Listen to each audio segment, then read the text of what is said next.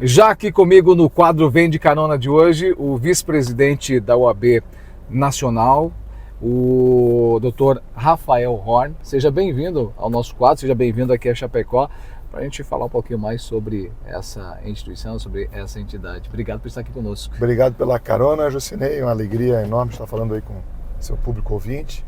E a intenção é compartilhar um pouco sobre os desafios da advocacia e da Ordem dos Advogados do Brasil nesta visita a Chapecó. Tecnologia de verdade não se explica, você sente.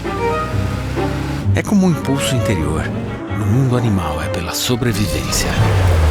No off-road é o que acelera seu coração.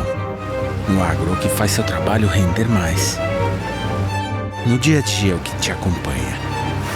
Em cada curva, em toda estrada, em qualquer terreno. Uma tecnologia que, sem você perceber, cuida de você enquanto dirige. E quando acontece, pode chamar isso de instinto. Essa é a natureza de um verdadeiro 4x4. Essa é a natureza de um Mitsubishi. 4x4 é Mitsubishi. Que bacana. O senhor é natural da onde? Sou natural de Florianópolis. De Florianópolis. Vem muito aqui para a região oeste? Na verdade, eu fui presidente da OAB Santa Catarina. Fui presidente no último triênio, 2019, 2020 e 2021. Período em que, além de enfrentar a pandemia, nós éramos obrigados a estar presentes em todas as subseções, apesar das limitações impostas pela Covid-19. Foi um período de muito conhecimento, viajávamos pelo oeste todo e, claro, Chapecó como polo da região oeste era o nosso ponto de apoio, onde daqui nós iniciávamos todas as visitas locais. Então, um momento de conversar com a advocacia, de diálogo, e foi um momento muito importante. Nós temos aqui hoje a nossa presidente Maria Tereza, à época o presidente era o Thiago De Gasperi, são dois colegas brilhantes que temos aqui na cidade que nos ajudaram a gerir a ordem num dos momentos mais desafiadores que foi a pandemia. Agora, é importante que a gente traga, porque o nosso público que assiste, que acompanha aqui, são de diversos setores. Para quem ainda talvez não sabe de fato, qual que é o papel da OAB? Bom, a OAB é um órgão regido por uma lei federal. Ela tem, no artigo 44 do seu estatuto, duas missões. A primeira missão delas é a representação da advocacia em todo o país, seja na parte de seleção, na parte de regulamentação da atividade profissional da advocacia, como também da defesa da atuação do advogado no país. Mas tem um segundo aspecto que é tão relevante quanto o primeiro, que é a missão de zelar pela Constituição Federal, atuar como porta-voz da sociedade civil, nessa questão da defesa dos direitos humanos, da defesa da legalidade, e que é um aspecto que acaba dando à ordem essa grande visibilidade, que é a visibilidade em razão da sua atuação, além da representação classista.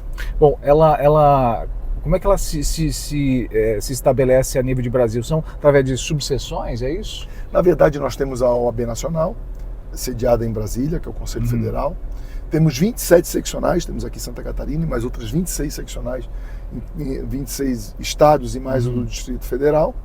E temos as subseções que são dentro de cada uma das seccionais. Aqui em Chapecó é uma delas, aqui em Santa Catarina somos 55 subseções, divididas nos municípios catarinenses. Todas elas, todas as estruturas de OAB sempre escolhidas, por exemplo, na subseção e na seccional, pelo voto direto da advocacia. Feita essa escolha, as lideranças escolhidas pelos advogados fazem a escolha daqueles que vão representar no Conselho Federal a advocacia brasileira. Agora, o senhor falava de um dos grandes desafios que foi aí a pandemia, que foi basicamente para todos os setores, e você falava que os advogados por si só também foi um grande desafio nesse período. Atualmente, no cenário atual, qual que é o maior desafio que essa categoria, essa classe enfrenta? Bom, primeiramente na pandemia nós tivemos um desafio único que não foi apenas da advocacia, foi um desafio de todos os setores, todas as profissões.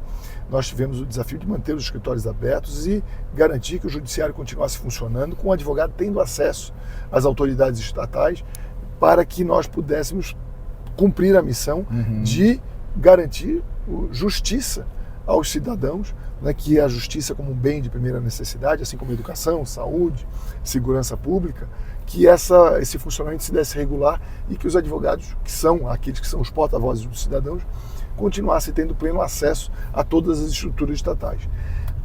Superado esse desafio, foi um desafio gigantesco que exigiu muito do sistema OAB, nós partimos agora para um outro momento, né? E talvez esse momento de polarização ideológica que nós vivemos em nosso país tenha exigido da ordem talvez uma atuação das mais firmes em defesa das prerrogativas da advocacia, mas sem adentrar na arena político-partidária. Entendi. Tivemos uma gestão passada que foi bastante polêmica e em que muitos entenderam que a OAB acabou tendo lado nessa divisão político-partidária, nessa divisão ideológica do país. E nós, nessa atual gestão, que é liderada pelo presidente Beto Simonetti, nós colocamos mais uma vez a OAB no centro das discussões, mas sem estar ao lado de ninguém, nem sendo porta-voz da oposição, nem servindo como plataforma da situação. Ao contrário, sempre em defesa da advocacia e buscando no meio dessa confusão que nós vivemos hoje política, né, ter essa independência, essa isenção e lutando pelo direito de voz no Supremo Tribunal Federal, contestando muitas vezes as decisões do Supremo para que nós tivéssemos a colegialidade garantida dentro desse importante órgão de julgador, mas sabedor de que nós precisamos ter essa condição de diálogo institucional com o Poder Judiciário, com o Poder Legislativo, Poder Executivo, independente das pessoas que estão lá, sabedores que todos nós somos seres humanos e suscetíveis a erro. Importante isso que o senhor falou, porque a sensação da gente aqui, leigo, é que vê um descontentamento muito grande em relação a muitas decisões que são tomadas a nível de superior, né? Se fala muito que a Constituição ela precisa ser atualizada, precisa ser ajustada. De fato, esse descontentamento ele está ligado, atrelado a essa atualização de legislação, ou está muito mais ligado à interpretação, ou talvez essa polaridade que existe? Ao meu sentir, a polarização ela acaba sempre gerando uma angústia, porque o judiciário, a gente diz, o judiciário acaba sendo o local final dos embates, seja no âmbito do legislativo, seja no âmbito do âmbito eleitoral, seja no âmbito político. E nós, advogados, brincamos que o Supremo tem a prerrogativa de errar por último. Errar por último por quê? Porque todos nós somos suscetíveis de erros. E a depender do momento, nós tivemos um período também bastante crítico, foi na época do Lava Jato, em que um dos lados reclamava muito do ativismo judicial. E hoje, nesse momento, né, a gente fala aí um pouco eu acho que talvez o 8 de janeiro seja o mote, nós vemos já um outro lado reclamando muito do ativismo judicial. O que nós temos defendido realmente no âmbito da OAB é a colegialidade. O Supremo Tribunal Federal é um órgão colegiado. Se ele é um órgão colegiado, não há que se ter o protagonismo do ministro A, B, C ou D. Ao contrário, ele tem que ser o protagonismo da colegialidade para que nós tenhamos, ouvida a advocacia, que representa o cidadão, ter um resultado final. E quando nós não temos essa colegialidade, nós temos um primeiro problema, que é as decisões monocráticas, aquelas decisões isoladas, que trazem, às vezes, um protagonismo de um ou outro ministro, e a gente pode citar aqui, por exemplo, o caso do ministro Alexandre de Moraes, que, na verdade, ela é fruto dessa falta de colegialidade. Some-se a isso aquilo que nós chamamos da hipertrofia do Supremo Tribunal Federal, que é o Supremo acabar avançando em matérias que são matérias de competência do Legislativo. Entendi. E essa invasão acaba trazendo aquilo que a Constituição não quer, que é a falta de harmonia entre os poderes. E hoje nós vivemos essa falta de harmonia, e eu vou citar aqui um exemplo. Claro. Que é o exemplo das drogas. Por exemplo, o debate da liberação de drogas é um debate que não é judicial. Ele é um debate que deve ser feito no legislativo. Que os parlamentares que estão lá foram eleitos pelo povo. Vão criar, ajustar essa legislação. E lá vão ajustar. E Jusinei, tem um ponto importante. Eu não vou entrar no mérito aqui sobre a liberação ou não das drogas, que esse é uma situação muito pessoal e que cada um tem a sua opinião a respeito. Mas o certo é que, se nós vamos descriminalizar o uso das drogas, não há como ser feito pelo judiciário. Por quê? Porque toda a descriminalização do uso de drogas e toda a liberação de drogas nos países que assim adotaram partiu de um marco legal, partiu de um debate no legislativo, partiu de um debate em que se debateu como seria o plantio, a produção, a comercialização, a industrialização, para aí chegar no consumo. Entendi. E isso por quê? Porque a partir do momento que a descriminalização, as pessoas vão poder vender o produto, trabalhar, o Jucinei, o Rafael, todos nós vamos poder investir nesse futuro negócio. Quando não há isso, quem é que fica fortalecido? O crime organizado. O crime organizado. E é aí que está. O Supremo, nesse afã de querer ser protagonista de uma pauta da sociedade, ele acaba trazendo como consequência, se não tiver cautela, o fortalecimento do crime organizado, que nós temos a convicção de que não é interesse de nenhum dos ministros. Que é o que se quer eliminar, de fato. Exatamente. Né? Então, por isso o cuidado nesse avanço sobre pautas que são de competência do Legislativo, e esse é um ponto que nós estaremos também atentos, né, fora a questão da colegialidade, a necessidade de garantir as prerrogativas da advocacia no âmbito do Supremo Tribunal Federal. O cidadão tem ainda confunde muito a questão do papel efetivo do advogado, né? O que o advogado precisa de fato para poder fazer e defender o cidadão de uma forma eficaz, mas também, obviamente, ele segue a legislação, né? Sim, o advogado, ele na verdade precisa ter um conjunto de prerrogativas que aqui no Brasil é um conjunto de prerrogativas que foi criado e organizado pela ordem, tanto no âmbito do Poder Judiciário quanto do Legislativo, que é representada pelo artigo 133 da Constituição, que diz que o advogado é indispensável ao sistema de justiça. E essa indispensabilidade do advogado demonstra o quê? Que o advogado precisa ter um conjunto de prerrogativas que dê livre acesso a ele às autoridades, que dê livre acesso a ele a todos os processos que tramitam em qualquer repartição, que dê a ele voz para que ele possa falar pelo cidadão em todo e qualquer processo e julgamento colegiado. E isso é que traz ao advogado a condição de exercer o pleno direito de defesa e garantir a plenitude da efetivação do direito que ele representa. E além disso, obviamente, a segurança, porque ele não pode se sentir ameaçado e ter medo, né, de exercer a profissão.